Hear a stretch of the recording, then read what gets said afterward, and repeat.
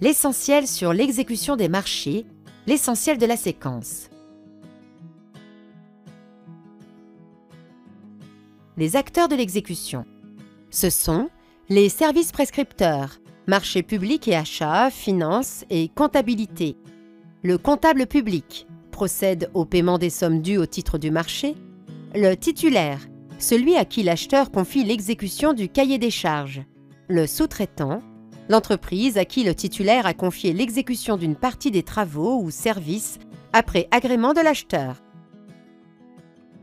L'exécution technique du marché. La conformité technique au cahier des charges fait l'objet de vérification de l'acheteur. L'acheteur détient également le pouvoir de direction par l'émission d'ordres de service et, selon la forme du marché, par des bons de commande.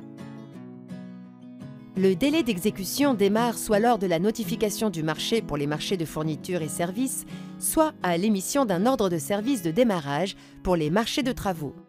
Des imprévus peuvent nécessiter des aménagements au marché.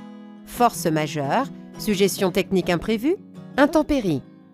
La prolongation des délais d'exécution ne doit être autorisée que pour des motifs légitimes. Focus sur les modifications contractuelles autorisées. Sont autorisées les modifications suivantes.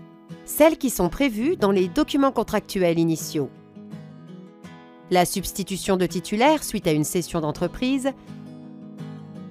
Celles qui ne sont pas substantielles. Les prestations devenues nécessaires si un changement de titulaire est impossible ou présente un inconvénient majeur dans la limite de 50% du montant initial. Celles qui sont rendues nécessaires par des circonstances imprévisibles dans la limite de 50% du montant initial. En fourniture et services, celles qui sont inférieures à 10% du montant initial. En travaux, celles qui sont inférieures à 15% du montant initial. L'avenant est adopté après avis de la CAO pour les avenants supérieurs à 5%.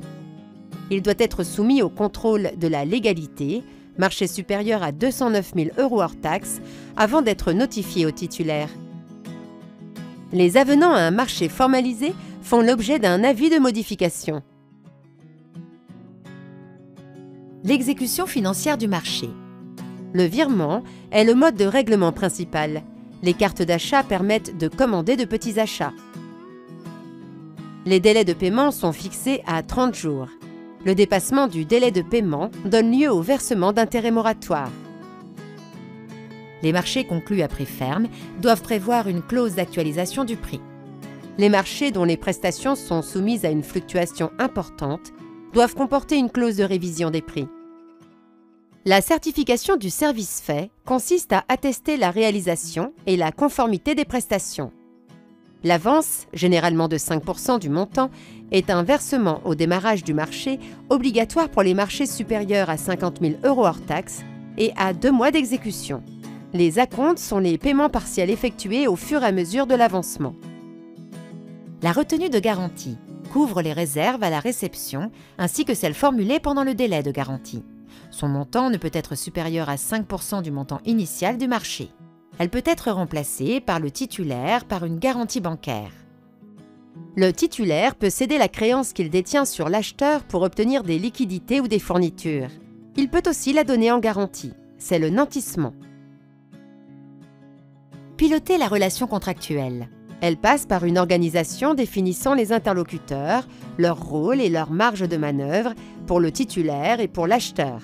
Il est important que le suivi soit régulier et que tous les intervenants aient accès aux informations. Évaluation de l'achat et des fournisseurs. Concernant l'achat, il peut s'agir notamment de mesurer le degré de concurrence, la clarté du cahier des charges, la justesse de l'estimation financière. Le principe de l'évaluation du fournisseur consiste à mesurer les éventuels écarts entre le cahier des charges et l'offre avec la réalité du terrain pour en faire part régulièrement à son fournisseur.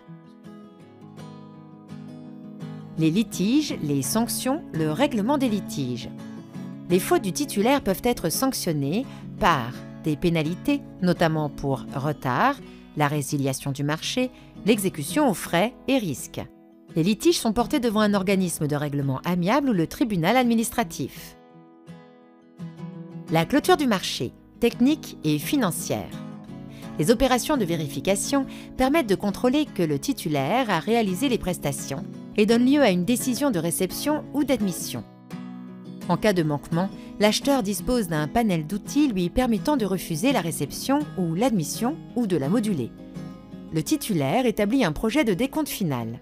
Le maître d'œuvre le vérifie et établit un projet de décompte général. Ce projet, signé par l'acheteur, devient le décompte général. Il est notifié au titulaire. Ce document est ensuite signé par le titulaire et il devient alors définitif. C'est le décompte général définitif, DGD.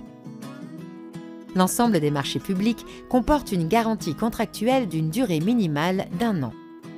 En travaux, cette garantie est la garantie de parfait achèvement. L'acheteur peut toujours mettre fin au contrat de manière anticipée pour événements extérieurs au marché ou pour motif d'intérêt général, moyennant indemnisation du titulaire.